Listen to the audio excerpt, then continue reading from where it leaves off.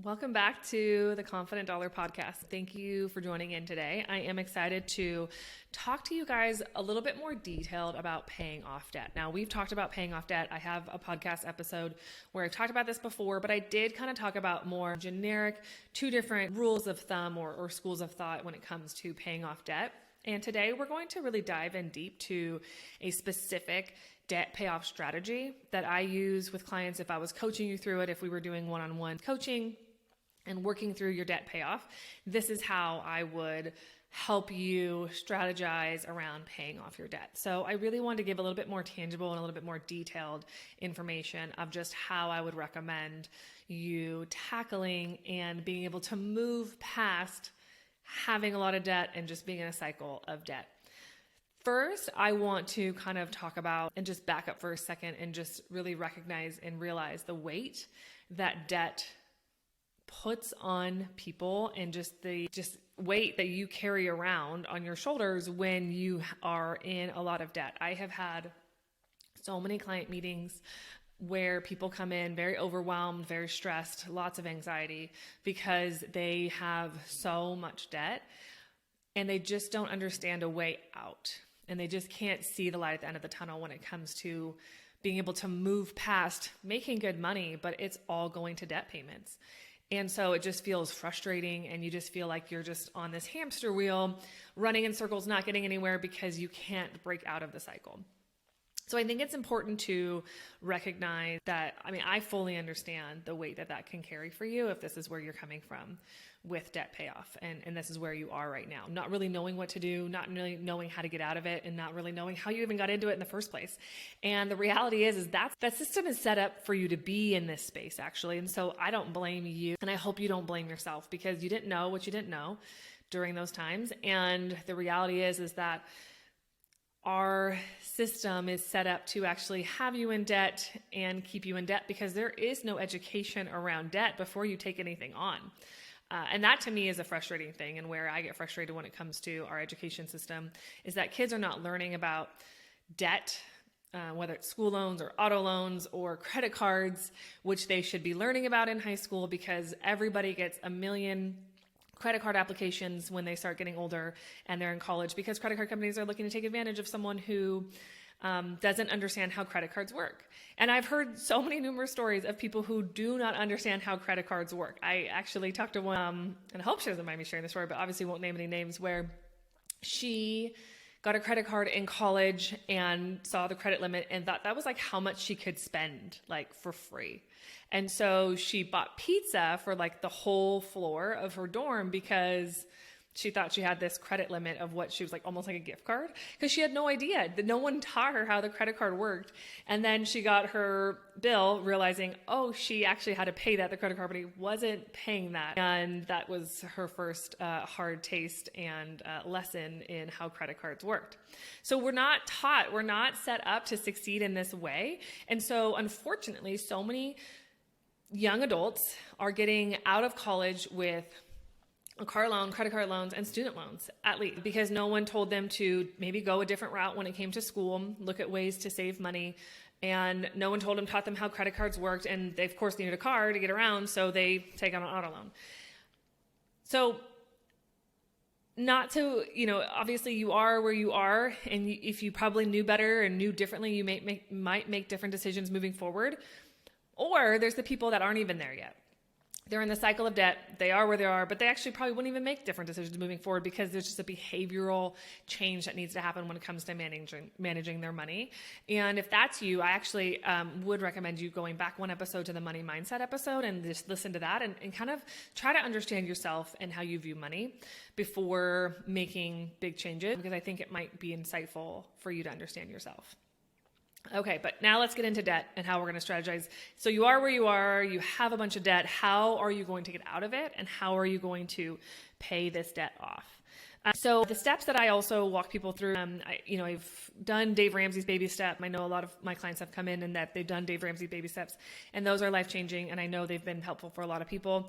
I do recommend it just a little bit than he does with, exactly which step. So my first step I would have you do is save your emergency fund 3 months. So if you want more than emergency fund, that's fine, but start with saving 3 months of emergency fund.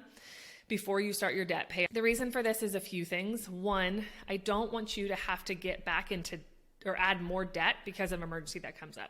And I feel like Dave Ramsey has you save $1,000 on that first baby step, which probably was good when he started the baby steps, but things are so much more expensive than they were that $1,000 doesn't cover a car breaking down. $1,000 doesn't cover a medical emergency, not even close. So I would say you need more than that. So let's start with just 3 months worth of living expenses that you're going to start with your emergency fund. And then step number, so if you don't have that, start there. So if you're ahead of yourself, you do want to get out of debt, but you do not have an emergency fund, I want you to figure out 3 months of your living expenses. So your mortgage, your billed utilities, your debt payments, your minimum payments that you're paying, your food, gas, everything that you need to live off of for a 3-month period. And I want you to save that. And I want you to keep it in a savings account. You can use a high yield savings account so you can get a little interest. You're not going to invest it. I don't want it in your checking account because you will more than likely spend it. So get it out of your checking account, a little harder to access than being in your checking account, but it's in a savings account and it's very accessible in case you need it and you have an emergency. Okay, so that would be step number 1. Step number 2 now is we're going to get into debt payoff. So if you have your emergency fund, at least 3 months, great. Let's do debt payoff. So your first thing you're going to need to do is assess your debt. And you're going to need to write out your debt. And I want you to write it out from highest interest rate to lowest interest rate. Also include your monthly payment and your overall loan amount that you have. Okay, so your principal loan. Now, highest to lowest is more than likely, so now you listed it out, but now we have to kind of prioritize debt, and this is probably where you're going to fall. I would assume once you list it out, your highest interest rate is going to be your credit card. So you have credit card debt, hands down, that is more than likely your highest interest rate, and so more than likely the one you're going to be tackling first. You're going to have student loans. Auto loans are going to fall in like the middle category of interest rate, and it probably depends on when you got them. So obviously if you have an older auto loan, it's going to be a lower interest rate, but if you have a newer one, probably be a little bit higher. But you're same with your student loans. So it probably falls somewhere around similar categories. But prioritizing one over the other, I think that you're going to want to tackle your student loans before tackling your auto payment. Personally, especially if they're a similar interest rate. If your auto loan is way higher, then let's tackle that first. But if they're a similar interest rate, we're going to go after the student loans before we go after the auto loan. And then again, your mortgage is going to be on the lower priority side. That's how I would prioritize them once you've kind of looked at your high interest rate to low interest rate. Okay. This is not going to be fun. And this is going to be, I know if you're not a numbers person, you're not someone who even really knows where all this are, this is going to be kind of a headache for you, but it is very important. I want you to get this in a central location. I want you to list it out. Now you know, and you know all your minimum monthly payments that you're making on every single one of those loans. Okay? The next thing you're going to need to do is you're going to need to go back to your budget and look at your cash flow and see, besides the minimum payment, what extra money do you have to start allocating towards these loans. Now, if you don't have any extra money and you can only make the minimum payment, that's not going to work. Kind of give you the hard truth. You're going to have to figure out a way to either cut things so you have extra money or make more money. You cannot get out of a cycle of debt by paying minimum payments on credit cards. That will take you forever and you will waste so much money.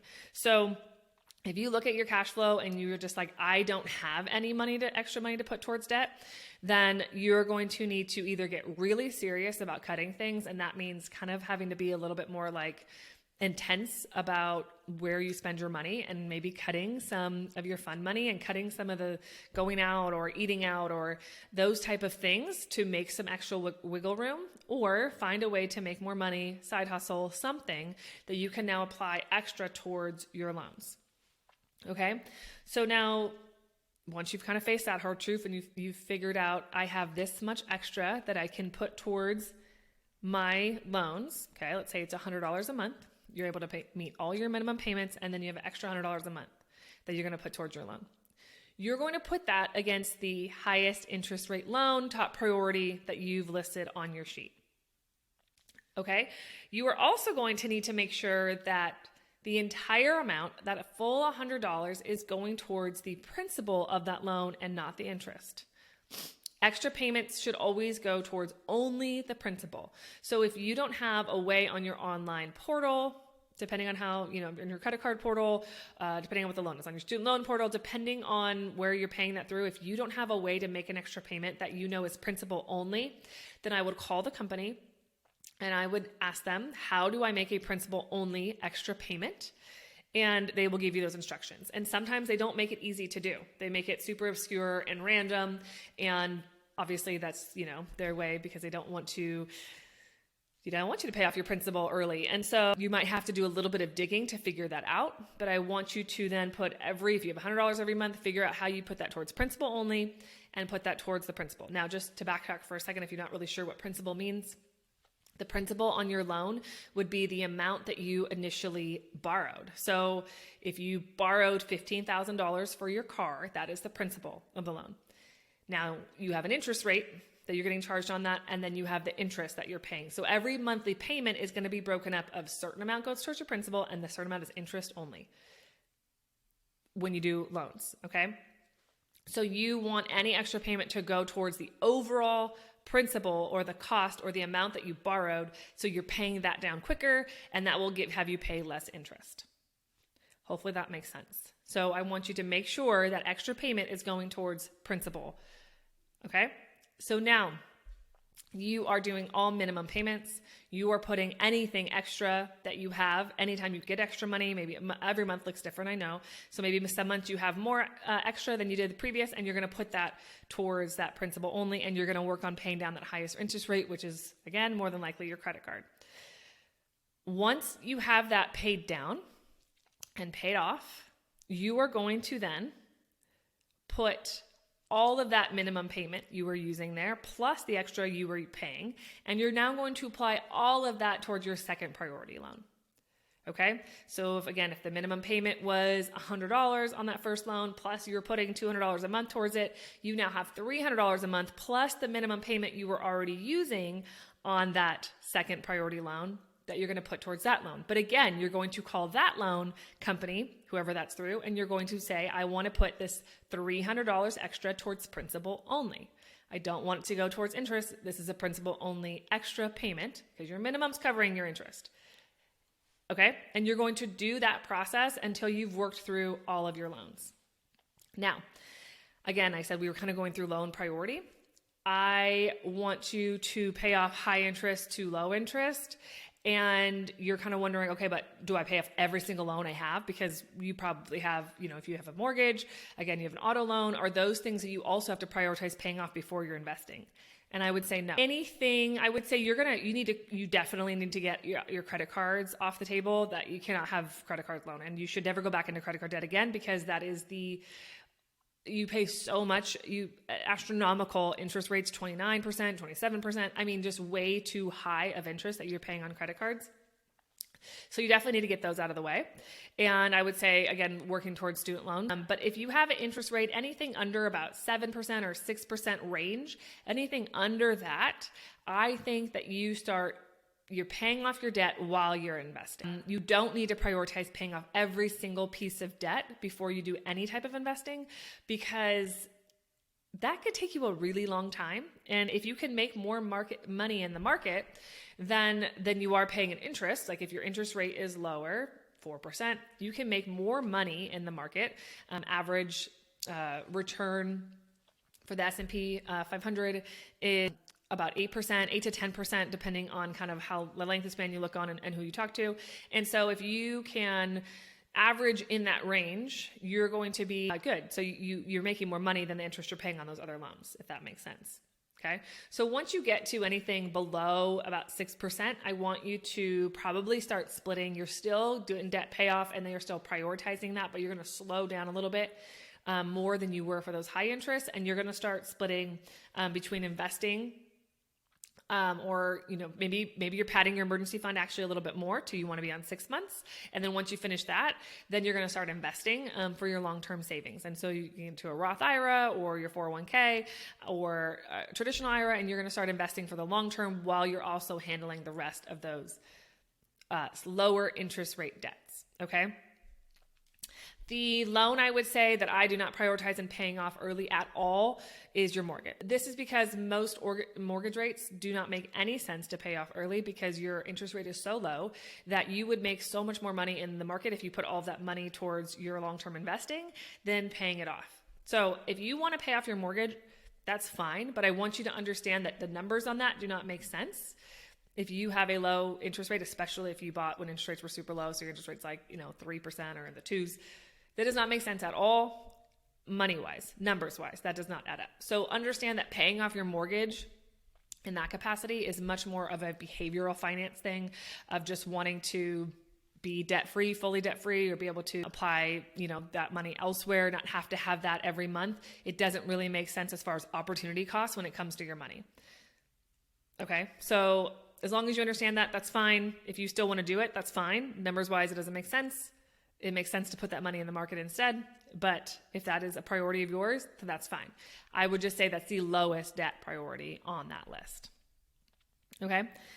So finally, I think it's really important because debt payoff is, again, we talked about debt is stressful and has so much anxiety. And then you get into debt payoff and it's a ton of work and it's a ton of discipline. And so you need to find a way to celebrate the wins in your debt payoff journey. So whether, I'm not saying, obviously not celebrate so big that you go back to more debt, but celebrate in a way that when you pay off one of the debts, do something to recognize that and celebrate that you were disciplined enough to get out of that debt. Okay. So I want you to celebrate your wins. I want you to celebrate those milestones as you're going through it because you're mentally going to need that to get through debt payoff. It is tiring. It is gruesome. It is exhausting. It has a lot of stress. You have to deprive yourself of things that you would otherwise like to have, but you're trying to put it all towards debt. And so I understand that. And so I do think mentally it's important to celebrate those wins because you are going to have to stay so disciplined outside of that. That you just need to have those milestones recognized. And then I would say it's tracking it and it's seeing it visually. Some people like to color code or see charts of coloring it all the way up where it's finally gone. But do it in a way that you mentally works for you, in your personality. And where you can see the progress over time, because you do need to mentally be able to track your progress and see your progress in order to be able to stick with that discipline that it requires. So this is a lot, right? It's a lot to tackle, and it's easy to talk for 15 minutes about this and okay, good luck, go ahead and go do that. But we know it takes a lot more effort and a lot more, focused, just intensity than it sounds like. And so I want you to recognize that taking the first step of figuring out how to do it is a really good first step, and give yourself grace as you're working through it. You're going to still make mistakes and you might still accidentally overspend. And so you don't have as much that month to put towards that debt, but you are making progress by just addressing it instead of living with a blindfold on and, trying to pretend it's not even there. So I admire you and I commend you for that, because that is a first hard step to take. And even just listing out your debts of all right, here, how are we going to do this? That's a hard step to take. And so good job on just getting to that point, and good luck as you are working through it. So, and then I think it is important to also recognize that there's going to be a lot of people that this is hard to do without accountability. And so I do offer accountability in this capacity and coaching for people who just need help, who need a second set of eyes, or is just another person to bounce questions off of. And so if that is your personality, I know it's then I'm paying for something that, I already have debt, and I'm paying for something, a service to help me get out of debt. But sometimes for some people, the cost of that it doesn't even compare to the freedom of getting you out of debt that you might not otherwise be able to do without some accountability and some help. So if that is you, please don't hesitate to reach out, because I am happy to help walk through that with you. And sometimes that's needed. So I hope this is a little bit helpful to give you just some guidance on just what I would recommend in getting yourself out of debt. I know some of these are trying to be pretty just grounds level of just foundational financial planning and personal finance and just understanding how these things work, because I know a lot of people just haven't been taught that. And so I hope these are helpful for you, and definitely stay tuned for further episodes. It is helpful for me and this podcast to reach more ears if you do subscribe. So if you subscribe, thank you. And if you also would love to leave a review, that would be great too. Definitely want to spread the love and just have other people be able to learn more about getting their finances in order and just building confidence in their financial life. So thank you again for tuning into this episode of the Confident Dollar Podcast, and we will see you next time. Lauren Gage is a registered representative with and securities offered through LPL Financial, member FINRA SIPC. The opinions voiced in this podcast are for general information only and are not intended to provide specific advice or recommendations for any individual. To determine which strategies or investments may be suitable for you, consult the appropriate qualified professional prior to making a decision. Individual tax and legal matters should be discussed with your tax or legal professional. Economic forecasts set forth may not develop as predicted, and there can be no guarantee that strategies promoted will be successful. All performance referenced is historical and is no guarantee of future results. All indices are unmanaged and may not be invested into directly. There is no assurance that the techniques and strategies discussed are suitable for all investors or will yield positive outcomes. The purchase of certain securities may be required to affect some of the strategies. Investing involves risk, including loss of principal.